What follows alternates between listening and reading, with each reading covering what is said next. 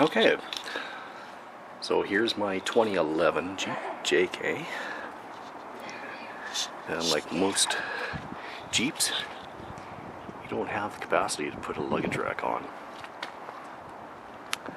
unless you have something to clamp onto the front,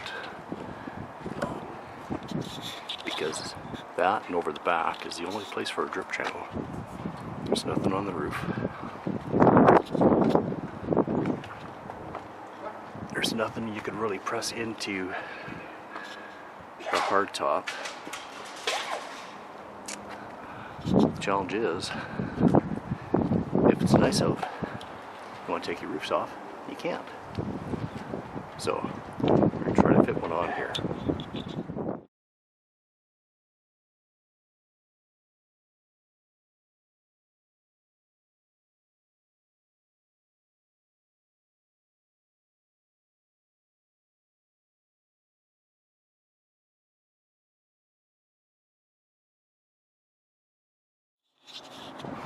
Okay, so this roof rack I picked up at a parts yard is off an '07 Jeep Grand Cherokee, and why I picked it is because it's fairly flat, which you need. It's fairly robust and won't look too bad once cleaned up and the caps and everything back on it. Some of the other ones have a curve to the roof, so they're kind of bowed over the top. This one you need to keep fairly flat. As you can see, it's too long for what I need, but another reason I picked this is because the rails themselves looks like they can be cut down, not like the full-length plastic ones where you'd have to do a lot of modification to get them in there. And the width is adjustable, so that's a plus as well.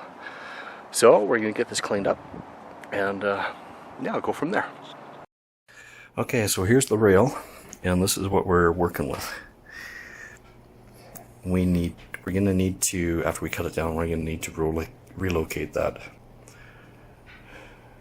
mounting screw position. Also, don't know if you can see it, but there is a clip that comes up from the mounting feet to the inside of it.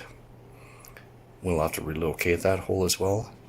And back beyond that, there's also a plastic weld that comes up through the bottom. And we're not going to worry about that because we've got the two anchor points. We got the clip and we got the screw hole, so we're going to focus on those.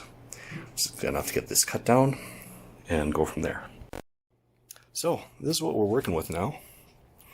We got everything off, so what you'll have to do is you'll have to come in from the top of the tube with either a long set of needle nose or a screwdriver and kind of press those clips together to be able to pop it out the bottom.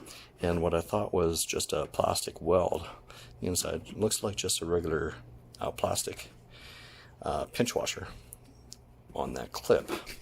So once you get that pressed, you should be able to pop that off and then just take it off from the top, and then you can do that. So these are the holes that we need to relocate. One for the screw, one for the press clip, and then one just for this pin. So we'll have to relocate these down after we get it cut down. But the additional problem is this is not, I don't know if you can see inside there, but it's not just this outside piece of metal. There's also like a V-shaped brace that's on the inside. It goes from the corner to the inside, back out to the corner. So that'll have to be cut down as well. It'll cut when we're taking the whole thing down, so be able to go from there. Now the high ridge where I want to mount it is 50.5 inches long. So, and we're 57.5 inches long here. So we're gonna have to cut back 7 inches on that. Okay, so now that I've got them cut down, the 7 inches that I need, and I've relocated the holes again, we just have to slip this back on, clip the front end first, and then get that rear pin in and squeeze that clip back in there as well, and it should be good to go. So here it is, the final project back on the Jeep now. Doesn't look too bad. Actually looks pretty good, considering I can still get the roof off when it gets sunny days.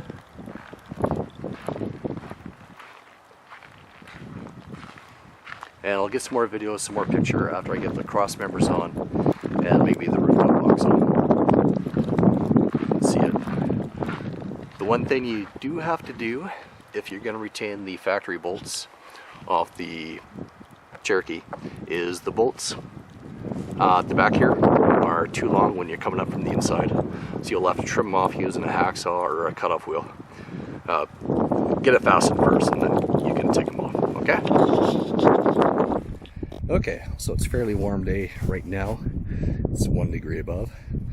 So I've got the cross rails on, so you can see. Now one thing you will have to do is, after you pilot out the holes in the roof, put the cross rails on first. Otherwise you gotta take it apart in order to get them on, because they won't fit underneath the side rails as they sit. But looks not too bad.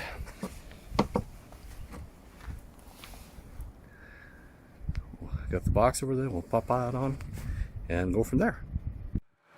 Okay, so we got the roof rack done just before it started snowing here.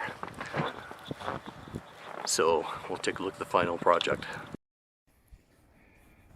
So there's with the box just sitting on there for now, as I need to get some mounts for the inside of it. One thing I should have done differently was I cut down the side rail 7 inches to fit on there, but if you go 6.5 instead, you can extend right to the front, and that'll give you about 28 to 28.5 inches from center to center of the cross rails. So you should be able to fit a box on there a lot better. Depending on the box, I guess. This one is a little long, but it'll work. So not too bad.